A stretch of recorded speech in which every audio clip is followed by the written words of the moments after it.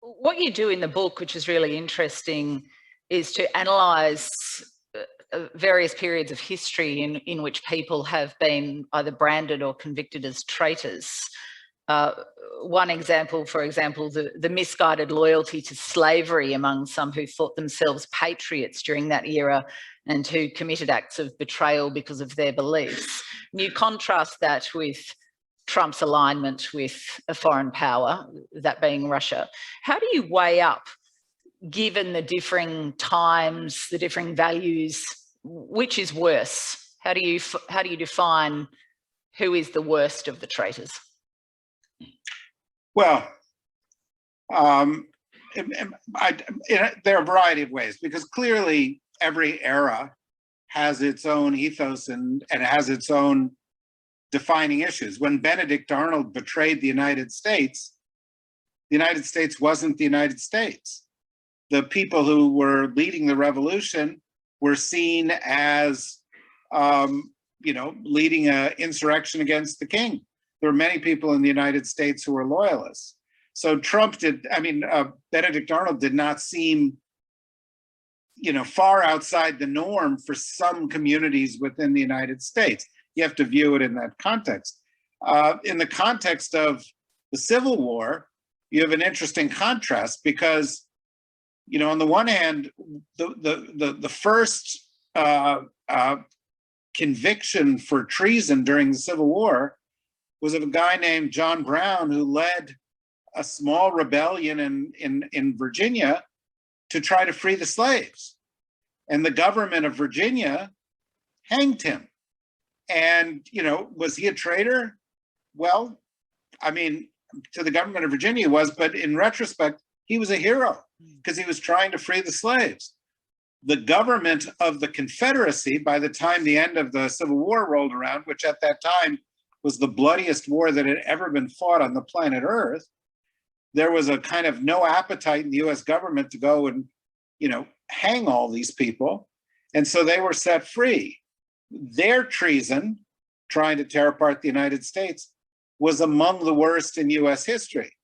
But the president of the Confederacy had only been a cabinet secretary in the US government, and he was following in the kind of ethos of half of the country.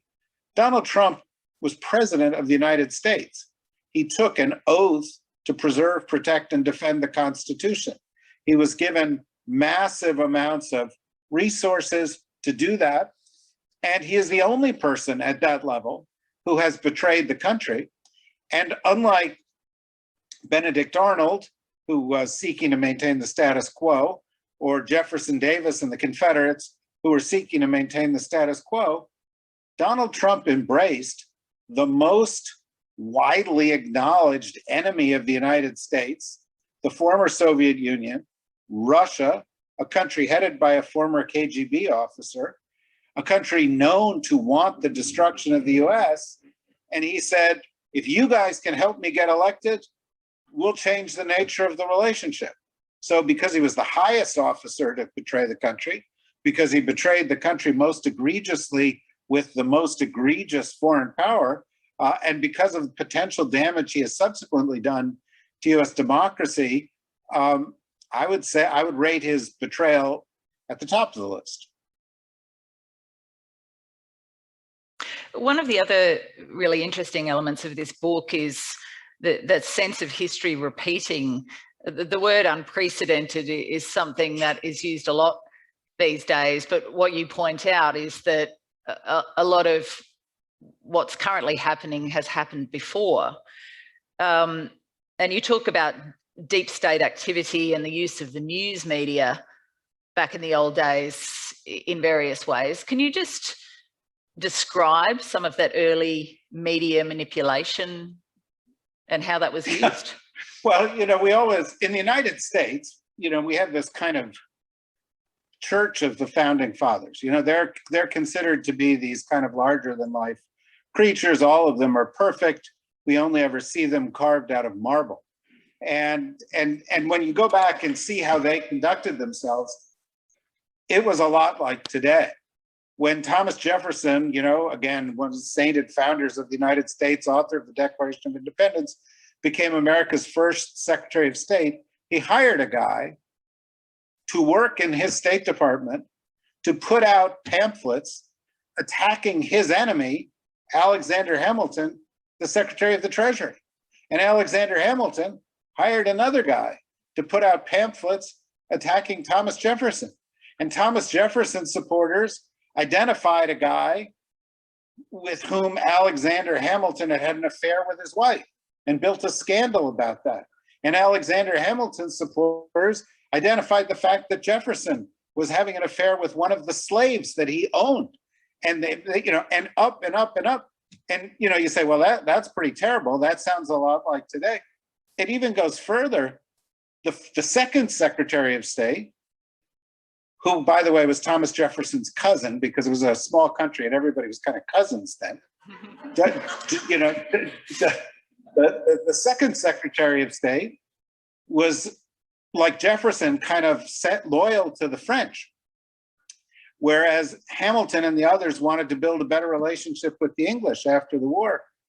And he gave some information to the French in order to provide what he thought would be balance. He betrayed the country.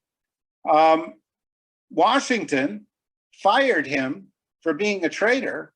He didn't prosecute him, but the first person to be prosecuted for betraying the country was the Secretary of State.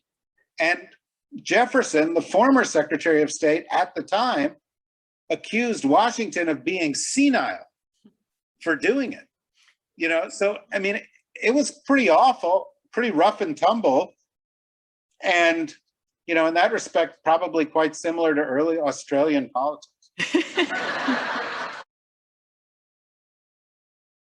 Although the book draws some fascinating threads through history to now, you also say Trump himself is an inflammatory figure in a period of American history that's even more fraught than usual with tension and political polarization, which is saying quite a lot. Why do you think that tension and polarization is higher? I think there are a number of reasons. For the past 40 years, inequality has been growing in the United States. The ideology of the Republican Party since Ronald Reagan, which was kind of the Reagan-Thatcher ideology of untrammeled free markets, oddly enough, helped the very rich and powerful, didn't help everybody else. So the bottom fifth of the population fell further and further behind, and the top 1% did better and better. And even when we had setbacks in 2007, 2008, or in this most recent crisis, who benefited the most? The top 1%. Who benefited from tax breaks and relief efforts? The top 1%. So that produced inequality and frustration in the United States. Furthermore, the bottom percentage of the population were largely people of color, and there was an inherent racial tension, and that dates back, of course, to the very beginning of the United States. We've seen it in every era. We've seen immigration in the 19th century, in the 20th century. We've seen people being round up and put into concentration camps, not just during World War II, but during the Palmer raids and in World War I. And so we're in a period of demographic change. Not only are the people of color left behind, but the fastest growing population in the United States is Latino. That by 2043, the majority population in the United States is going to be what we used to describe as minority populations. In other words, people of color and Asians, African Americans, and Latinos. And the white population that was the dominant one will be the minority population. And so that group is fearful of the changes that are coming. And the Republican Party has been exploiting their fears for a long time now. Mm-hmm. And they've been willing to play race card, and they've been willing to inflame things, but never as much as Donald Trump. And then, of course, there's one final factor, and that is that we live in the age of social media. And social media allows communities to live in information, I call them ecosystems. I don't mean ecosystem, I mean echo, E-C-H-O. In other words, you live in a bubble and you only talk to people who think like you, and you only hear what you want to hear, and you have completely alternative realities. And Donald Trump, you know, has taken advantage of that to a stunning extent. You know, he began with Russia, saying it was the Russia hoax, and his people said, okay. But he said climate change wasn't real. People said, okay. And they said, the Mexicans are coming over the border. We have to deploy their caravans. They're going to destroy America. People said, okay.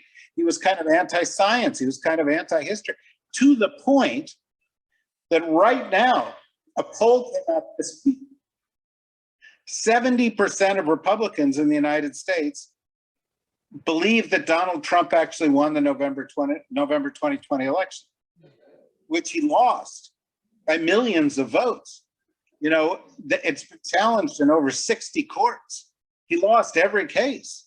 The head of his own FBI said there was no tampering. Everybody in government said there was no tampering. And 70% of Republicans, because they are in a separate information bubble, which I have to point out is run by an Australian. I just don't want to let that slide. I think by. he has a US passport now. Yeah. Okay, well, we can fight over who can have him back. But the point is, they live in an unreal world. Reality doesn't enter into it. So, you know, if you take prejudice, economic division, demographic change, and this kind of social media revolution, we're as divided as we have been since the Civil War in the 1860s.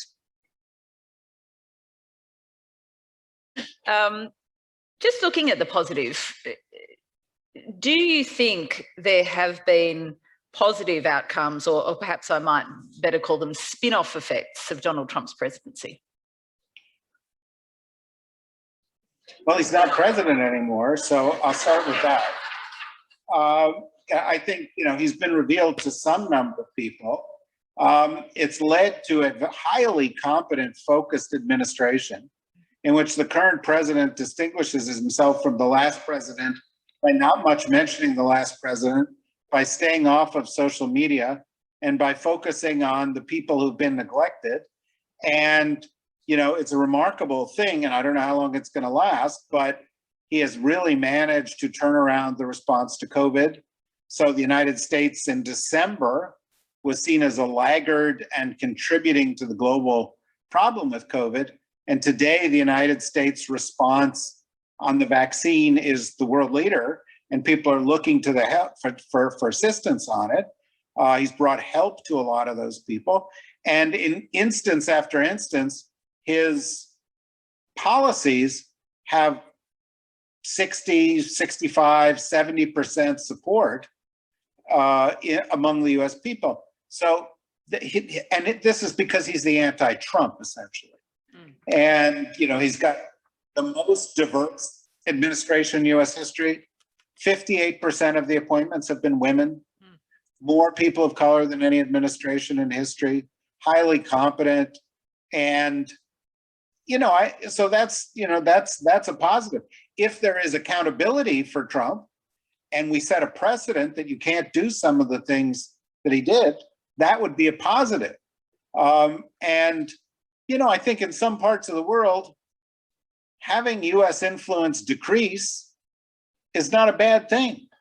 You know, the George W. Bush view of the United States as, you know, the sole superpower, what the French call the hyperpower,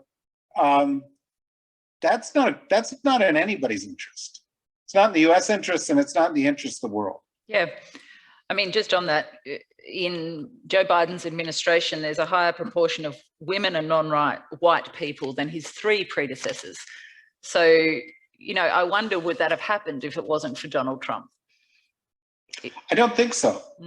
I don't think Joe Biden would be the president he is if it weren't for Donald Trump.